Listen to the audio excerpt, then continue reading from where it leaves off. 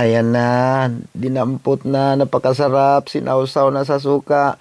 Unang kagat para sa mga mananap. I love it!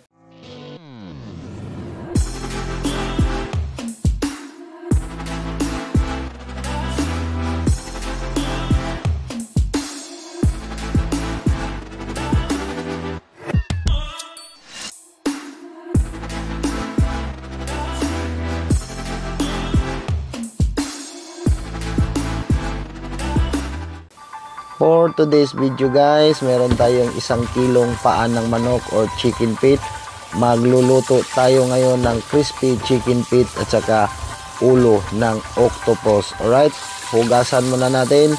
Maya konti, pakukuluan siya natin guys for 20 minutes. Alright guys, pagkatapos hugas ng ating chicken feet or paa ng manok, salang na natin guys kasi pakukuluan siya natin ng 20 minutes lang guys, wag nating pasubrahan. Okay, kita nyo naman yung paa ng manok natin guys. Aba, grabing puti, kinuskus ko yan, nilagyan ko yan ng Tide na sabon.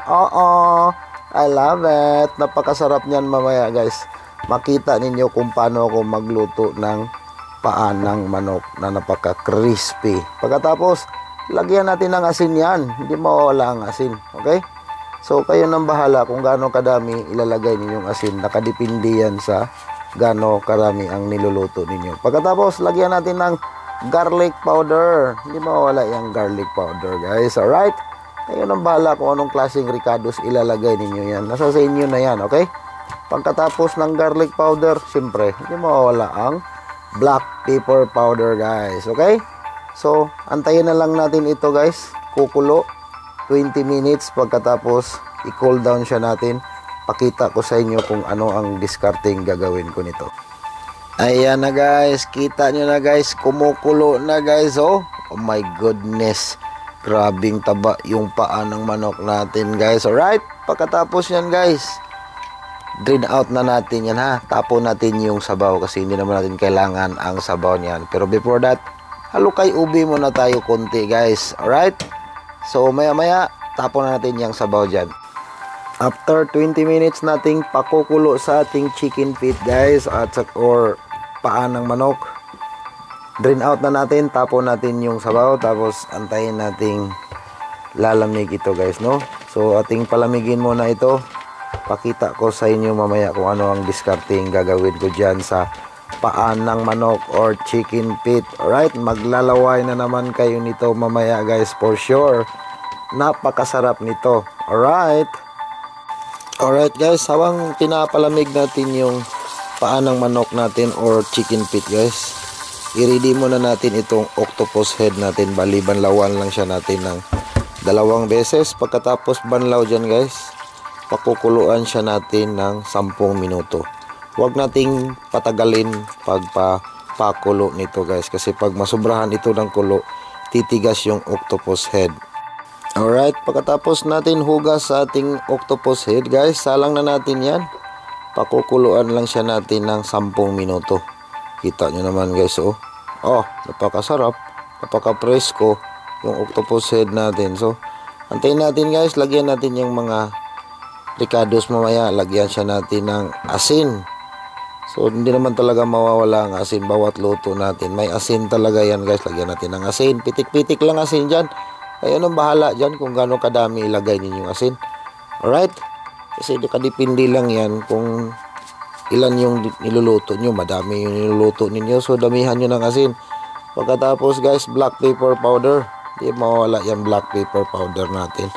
Yan lang ang simple nating pang halo at saka garlic powder. So antayin lang natin yan, halukay-halukayin natin konti para ma-mix yung mga ricados na nilagay natin dyan. 10 minuto lang pakukulo, huwag nating pasubrahan. Alright guys, ayan na, kumulo na yung octopus head natin.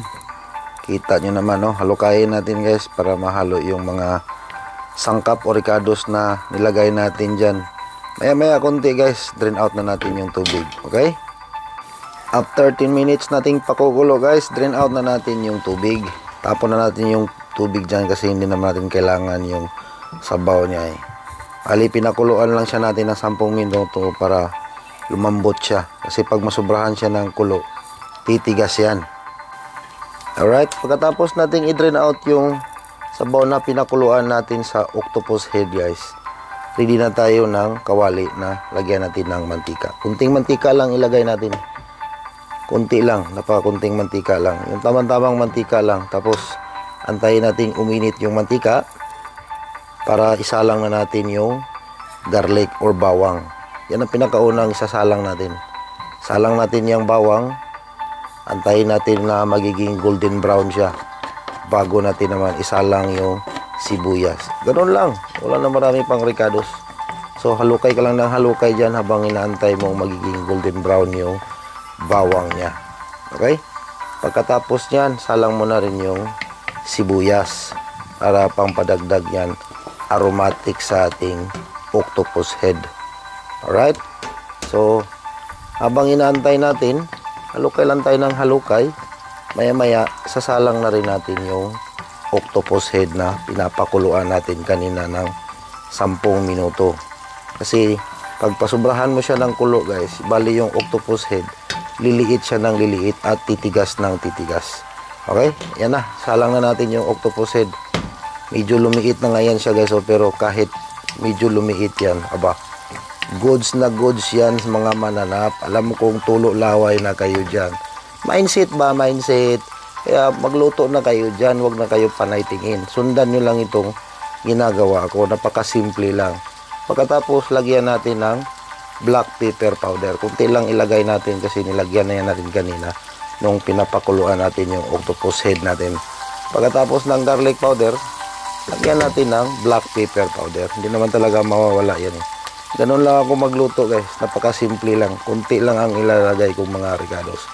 Pagkatapos, naglagay lang ako ng chili garlic. 2 kutsara't kalahati lang nilagay ko dyan. Tignan nyo naman yung chili garlic ko nilagay guys. Napaka-sticky. Aba, yan ang sikreto natin dyan. Nakikita nyo yan mamaya. Tapos bumili na rin ako sa Asian market ng ready-made na sauce na maanghang. Dinagdagan ko lang konti kasi medyo mas masarap to eh. Na medyo matamis yung nabili ko sa Asian market na sauce. Kita nyo naman oh. Simple lang yan. Napaka-simple lang na luto. Pero, aba, kita nyo yan mamaya. Tulo laway ang mga mananap. Sayang ang tuli. Napakasarap yan guys. Kaya antayin nyo lang halukay ng halukay. Saglit lang yan. Hindi natin pwedeng patagalin yan. Kasi nga luto na yan kanina. Pinakuluan na lang natin yan. Kasi naantay natin na lumamig yung paa ng manok or yung chicken feet natin.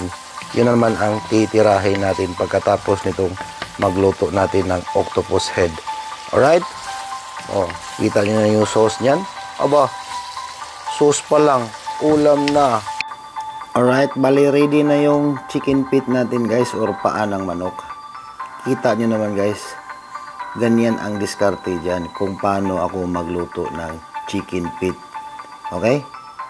Bali, hiniwaan ko lang dyan sa gitna, 2 gilid at saka yung isang maliit na hita ng paa ng manok o bali yung chicken feet natin. Tanggalin mo lang yung buto dyan sa looban. Okay, may mga maliliit na buto dyan, tanggalin mo lang yan. Para hindi ka na mahirapan pagkain mo mamaya. Kasi nga, pag hindi mo yan tanggalin ng buto, mahirapan kang kumain dyan mamaya. Medyo babusisi lang talaga to na putahe guys, pero makita nyo yan mamaya. Aba, tulo laway na naman ng mga mananap. Napakasarap niyan guys. Alright, kita nyo naman. So, bali, dito talaga ako mahirapan sa ganitong putahe. Kasi nga, isa-isahin mo yan, tanggalin ng bato sa ilalim. Medyo mahirap, pero konting tiyaga lang, makakain ka rin ng masarap. Ganun talaga yan. Pag walang tiyaga, walang nilaga. Alright. I love it. So, bali, ganun lang yan.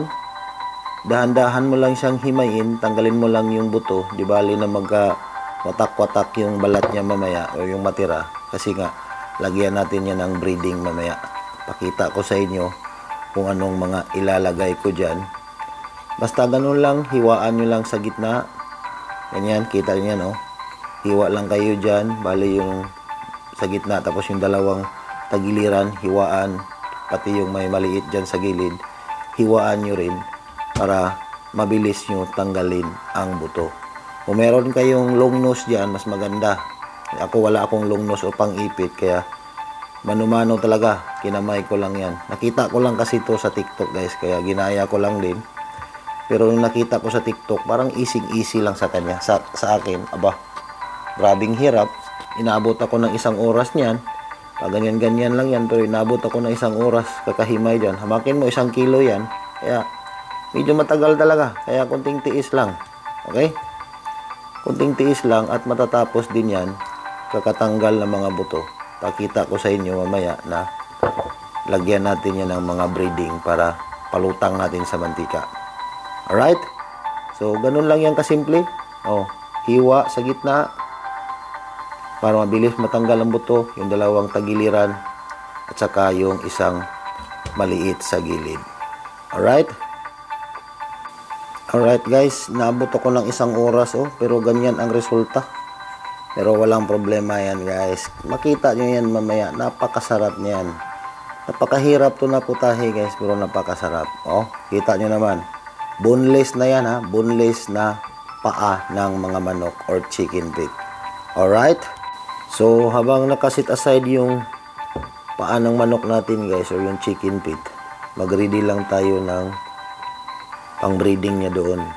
Bali, naglagay lang ako ng 2 takal ng harina or flour, tapos lagyan natin ng cornstarch. May cornstarch ako dyan nilalagay ha. 1 kutsara at kalahati lang nilagay ko ng cornstarch dyan guys. Pagkatapos lagyan natin ng kunting asin. Talaga mawawala yung asin guys. Alright, normal lang yung asin. Lagyan natin ng asin. Pagkatapos ng asin, black pepper powder, kunting black pepper powder. Pagkatapos garlic powder naman. Yun lang. Wala na ibang panghalo dyan kasi nga parang gawin nating ano yan parang gawin nating coated yan sa paa ng manok natin mamaya. Pagkatapos ng lagay natin ng garlic powder, lagyan na natin ng tubig. Haluan natin ng tubig yan guys kasi nga mimix natin yan doon sa paa ng manok. Tubig lang, kunting tubig lang pa unti-unti habang hinahalukay mo siya or mikos-mikos. Magmikos-mikos tayo mga mananap. Alright?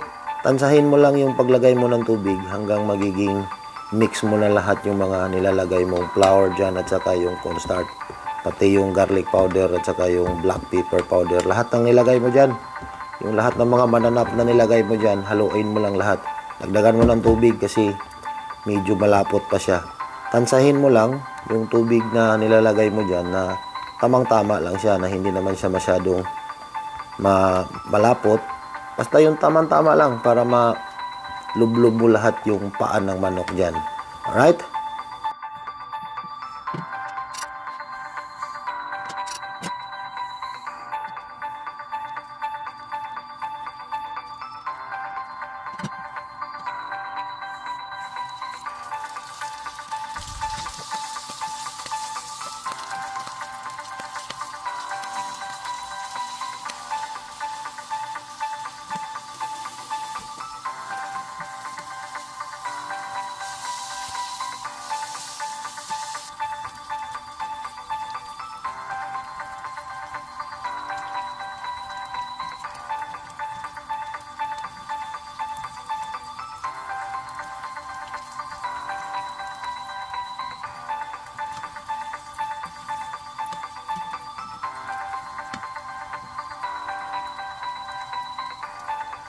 A few minutes later. Alright guys, ito na ang pinakahihintay ng lahat. Kita nyo naman grabe. Napaka-crispy niyan guys. Alright, huwag na nating patagalin pa. At saka kita nyo naman yung octopus head natin sauce pa lang, ulam na. Ay, mga mananap. Tapos may kanin tayo dyan. Come on. Tapos, paano na lang yung sausawa natin dyan? Dato puti. Baka naman. Diyos mio, marimar. Napakadaming sili at saka bawang. Tapos, inalog pa. Diyos mio, napakasarap niyan. Kita nyo naman, binuhos na ang suka na mabango. Napakasarap niyan talaga. Alam ko, tulo laway ng mga mananap dyan. Sayang ang tuli. Okay, inamoy pa. Hindi na natapigilan, hindi na napigilan. Dumampot na. Unang kagat para sa mga mananap. I love it. Sus, Ginoo ko. Laway na naman kayo dyan. Kaya ano pang inaantay ninyo dyan? Sabayan niyo na akong kumain. Grabe. Dandahan naman dyan. Grabe, Aba, hindi napigilan. Uy, Ginoo ko. Uy. Ba't mo nilagay lahat? Uy, Ginoo ko. Lalam. Kinamay na. Wala ka diya. Sige pa. Banate. Grabe na to. Todo na to, mga mananap. Napakasarap talaga ng kain na yan, magluto na kayo dyan. Punta na kayo sa merkado. Ganyan lang kayo magluto ng paa ng manok or chicken feet. Loaded na loaded yan. Sinawsaw pa sa suka. Tulo laway, mga mananap. Kain lang ng kain hanggat may makain. Paa lang ng manok yan, pero tingnan nyo naman. Parang pang 5-star hotel na pagkain yan. I love it. Grabing sarap talaga. Tulo laway. Maraming salamat sa inyong lahat dyan, ha? Basta kayo, kain lang ng kain pag may makain. Kita nyo naman. Simple lang yan na pagkain, pero grabe. Sold na sold talaga yan, guys. Habang nagluluto ako kanina dyan, tulo laway, para akong baboy irong buang dyan kanina. I love it. Napakasarap. Tingnan nyo naman, Kita nyo naman, Grabe. Paano na lang yung iba dyan? Tulo laway. Kaya subo lang ng subo. Habang ako'y kumakain, guys, iniisip ko kayo. Alam ko, tulo laway kayo dyan. Grabe. Habang nagbo-voice over nga ako ngayon, tulo laway pa rin. Kahit ako ang nagluto dyan, sinausaw na naman. Sinausaw. Yun. Grabe. Ang sarap. Napakalupit. Ganyan kayo magluto ng paa ng manok. Para hindi na kayo mahirapan. Walang buto yan. Kita nyo naman kanina paano ko yan ginawa. Tinanggal ko lahat ng buto. Inabot ako ng 1 oras ng mananap na yan. Para lang makain ko yan ng ganyan. Aba, ubos na ang suka. Dagdagan ulit ng suka natin. Yung suka na yan, guys. Ako ang gumawa niyan. Dinagdagan ko lang ng bawang at saka madaming sili. Saka nilagyan ko ng black pepper at saka garlic powder. Kaya sobrang sarap niyan. Ang bango-bango. Tingnan niyo naman, Sus, Ginoo ko Marimar. Ang sarap. Paano na lang yan? Yun. Grabe. Kaya yung mga iba dyan, tulo laway, wala kayong magagawa dyan. Magluto kayo para makakain kayo ng ganyang pagkain. Aba. Dahan-dahan lang, Dudong. Dahan-dahan. Ang batok. Uy. Lamon pa more. Grabing sarap talaga. Ginoo ko. Paano na lang to? Help me. Through the night. Ang sarap talaga. Grabe. Kita nyo naman, Diyos mio, Marimar. Hindi ko mapigilan talaga. Grabing takaw nito. Dandahan. Dandahan. Hindi mo yan maubos. Ang dami niyan. Grabe. Butirik na naman yung tiyan ko nito mamaya, guys. Grabe. Kita nyo naman yun, I love it. Tingnan nyo naman, Tingnan nyo naman, Uy. Lalam. Ang sarap. Grabe. Grabe na to. Todo na to. Kinamay na. Nilamutak na yung kanin. Nilamutak na. Yun, Grabe. Sanay na sanay. Sanay na sanay maglamutak ng kanin sa octopus head na may sarsang napakasarap. Grabe. Dampot na naman si Dudong. Napakasarap niyan. Kita mo yan. I love it. Sayang ang tuli. Napakasarap niyon. Grabe. Grabe na talaga to. Hindi ko na kaya to. Maubos ko kaya ito. Grabing sarap talaga. Kaya kayo dyan, luto na kayo. Punta na kayo sa tindahan. Bili na kayo ng mga ricados. Gayahin nyo na niluluto ko para makakaya na kayo ng chicken feet. Napakasarap. Diba? Ang lupit, diba? Ganun lang yan kasimple. Kaya, kung ako sa inyo dyan, kahit simpleng putahe lang yan, paalang yan ng manok, pero para kayo nakakain sa 5-star hotel. Alright? I love it. Napakasarap niyon. Itudo mo na yan. Subo pa more. Grabe. Oh, tango-tango ang mananap. Subo again. Subo again. Subo pa more. Subo pa more. Grabe ang sarap. Oo. Isa pa. Isa pang subo pa more. Isa pang subo pa more. Subo pa more. Sige pa. Subo pa more. Napakalutong. Napakalambot. Napakasarap. Alright. Grabe na yan. Todo na yan. Inom ng juice, parang nabulunan ang mananap. Takaw mo kasi, dahan-dahan ka kasi, ang takaw mo. Isa pa. Isa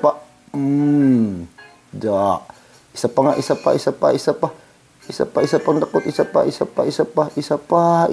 Isausaw mo na yan. Sa napakasarap na sausawan. Isa pa. Grabe. Kita nyo naman yung labi ko, guys. Nasunog na sa suka. Sobrang asim. Tulo laway kayo dyan. Alright?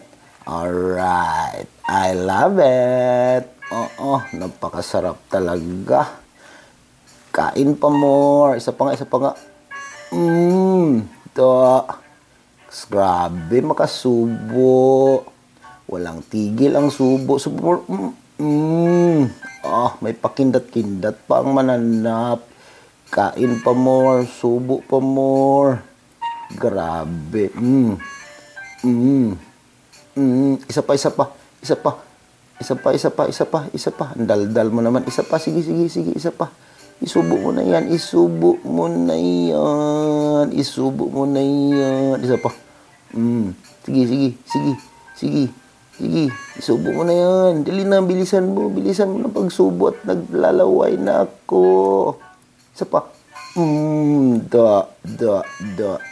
Busog lagi. Sarap talaga ng kain na to, guys. Napakasulit ng chicken feet natin, guys. Alright? Habang nagbo-voice over ako, guys, para akong nagtatakam na naman. Gutom na naman ako ulit. Kakain ko lang. Pinakita pa yung octopus head. Inom mo na.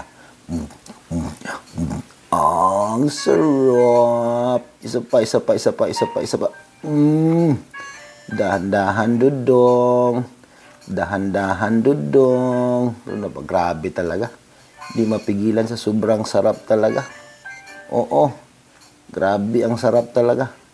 Sumakit yung bato ko nito pagkatapos, pero may ready na akong gamot. Isa pa nga. Dali. Bilisan mo. Isa pa. Yung pinakamalutong.